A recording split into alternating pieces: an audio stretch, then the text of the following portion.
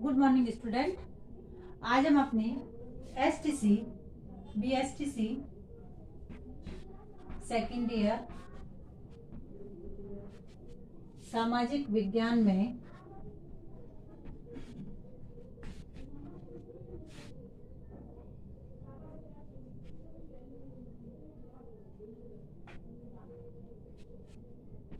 इसमें जो हमारी इकाई 5th चल रही है, इतिहास का स्वरूप, इसके अंतर्गत आज का हमारा टॉपिक है विश्व इतिहास। आज का प्रकरण है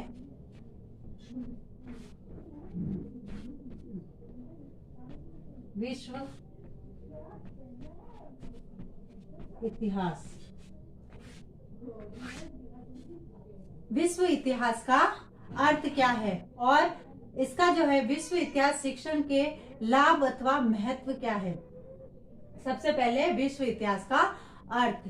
विश्व इतिहास इस पृथ्वी पर मानव जन्म से लेकर आज तक का लेखा जोखा है। यानी पृथ्वी पर मानव जन्म से लेकर आज तक का जो लेखा जोखा है वो विश्व इतिहास के अंतर्गत है। संपूर्ण घटनाओं का क्रमिक अध्ययन विश्व इतिहास के द्वारा ही संभव है। इतिहास शिक्षण का प्रमुख उद्देश्य है अंतर्राष्ट्रीय सद्भावना का विकास करना। इस प्रकार इतिहास के अध्ययन से छात्रों में सत्य की खोज करने के लिए तत्पर किया जाता है। इससे विद्यार्थियों को यह बताया जाता है कि प्राचीन काल में कौन सी घटनाएं हुई है।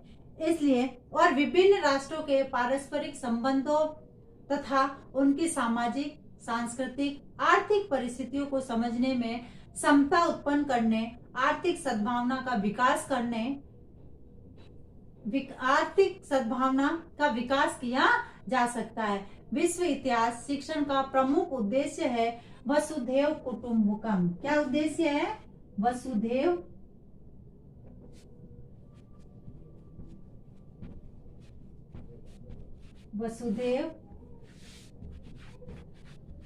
कुटुंबकम। वसुधैव कुटुंबकम यानी समस्त जो वसुधा है, धरती है, वह मेरा परिवार है। इसलिए विश्व इतिहास हमें वसुधैव कुटुंबकम की भावना का विकास कराता है और इसके माध्यम से वसुधैव कुटुंबकम की भावना का विकास विद्यार्थियों के अंदर किया जा सकता है, जिसका अर्थ होता है समस्त वसुधा मेरा परिवार है, समस्त धरती मेरा परिवार है। अब विश्व इतिहास के लाभ अथवा महत्व।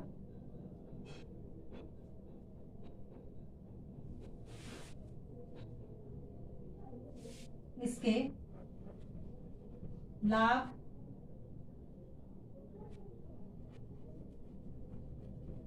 अथवा महत्व। सबसे पहला है वसुधैव कुटुंबकम की भावना का विकास। वसुधैव कुटुंबकम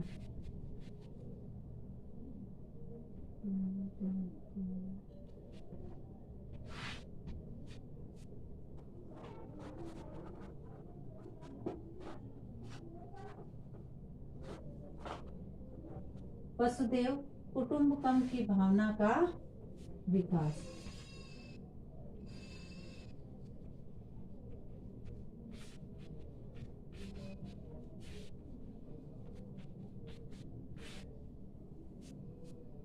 भावना का विकास यानी इतिहास मानव विकास का क्रमबद्ध विवरण है। मानव विकास में किसी एक राष्ट्र, जाति और समाज का योगदान न होकर समस्त विश्व का योगदान होता है। एक राष्ट्र द्वारा किए गए आविष्कार का लाभ समस्त मानव जाति को मिलता है अथवा राष्ट्र उठाते हैं। इस प्रकार विश्व इतिहास शिक्षण छात्रों को वसुधैव कुटुंबकम की भावना का विकास और विश्व शांति के अनुपम योगदान प्रदान कर सकता है। यानी इसमें यह कहा है कि वसुधैव कुटुंबकम की भावना का विकास के से अर्थ है कि मानव जो विकास है, इतिहास में मानव विकास का क्रमबद्ध विवरण तो है ही है, इसी के साथ मानव विकास में किसी एक राष्ट्र का योगदान न होकर संपूर्ण विश्व का योगदान होता है। और यदि कोई जैसे आविष्कार वगैरह होते हैं तो उनका जो है संपूर्ण विश्व या राष्ट्र उस आविष्कार का लाभ उठाते हैं, चाहे किसी भी क्षेत्र में ले लो। अभी जैसे वर्तमान में ही ले लो, ये कोरोना जैसी महामारी जो चल रही है, इसकी वैक्सीन ढूंढी है। अब उस वैक्सीन के जरिए पूरे विश्व को लाभ हो रहा है। उसके बाद दूसरा है अंतर्राष्ट्रीय सद्भावना का विकास।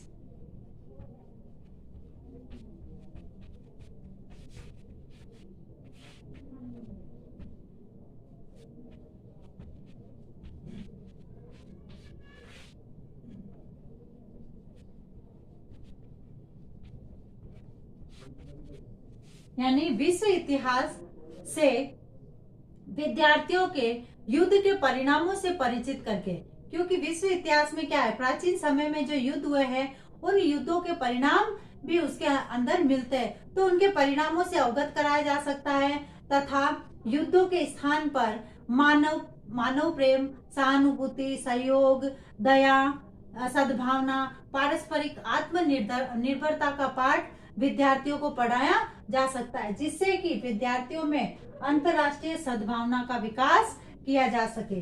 फिर है तीसरा है विश्व शांति।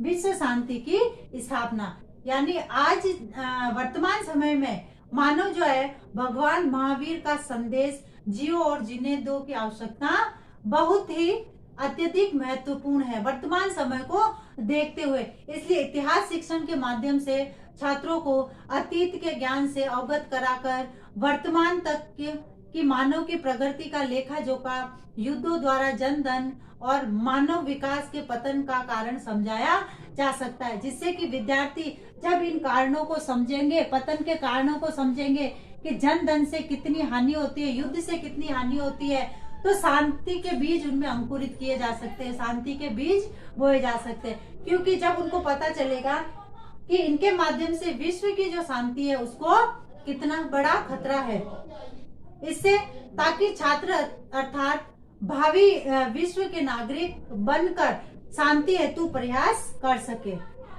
उसके बाद है मानव सभ्यता के विकास को समझना। मानव सभ्यता के विकास को समझना। मानव सभ्यता के विकास को समझना, यानी कार्ल यास्पर्स जो थे उन्होंने लिखा है कि इतिहास हम लोगों के लिए केवल ज्ञान की स्मृति ही नहीं बल्कि वह स्मृति है जिससे हम जीवित रह सकते हैं। दूसरे शब्दों में मानव सभ्यता ही इतिहास है। विश्व इतिहास शिक्षण से छात्रों में मानव सभ्यता का विकास समझाया जा सकता है कि इसके माध्यम से हम यह विद्यार्थियों को बता सकते हैं कि हमारी जो मानव सभ्यता है वह किस प्रकार की थी। फिर राष्ट्रीय इतिहास में विश्व परिप्रेक्ष्य को समझना। राष्ट्रीय इतिहास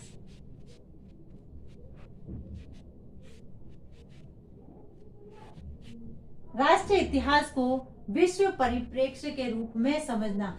आज का विश्व अंतर्राष्ट्रीय निर्भरता पर आधारित है। आज कोई भी राष्ट्र एकांकी रूप से रहकर अपनी आवश्यकता पूर्ति नहीं कर सकता है।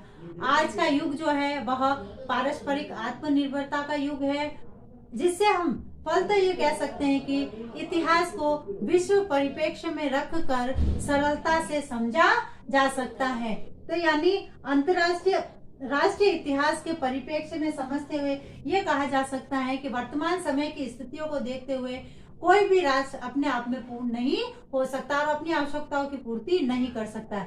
इसलिए किसी को भी अपनी आवश्यकता पूर्ति के लिए दूसरों पर निर्भर रहना पड़ता है। फिर है राजनीतिक जागरूकता का विकास। इसके माध्यम से जो है छात्रों को विश्व नागरिकता वसुधैव कुटुंबकम, मानव सभ्यता आदि का ज्ञान कराया जाता है, जिसके आधार पर छात्र एक विश्व एवं सरकार के सपने मूर्त रूप से देखता है।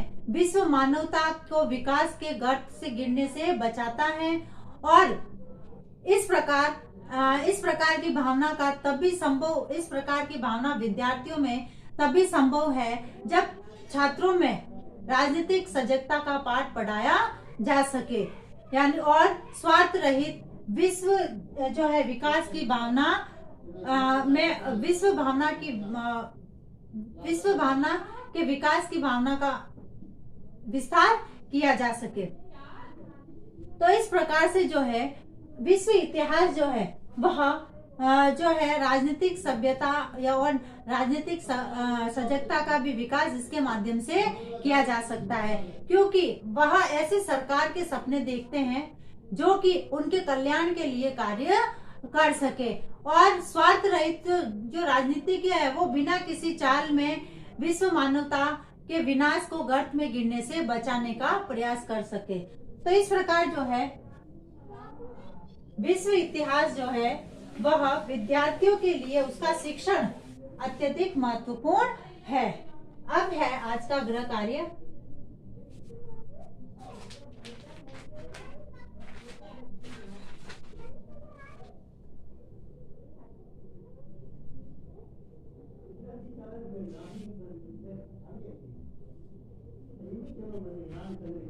विश्व इतिहास का अर्थ बताते हुए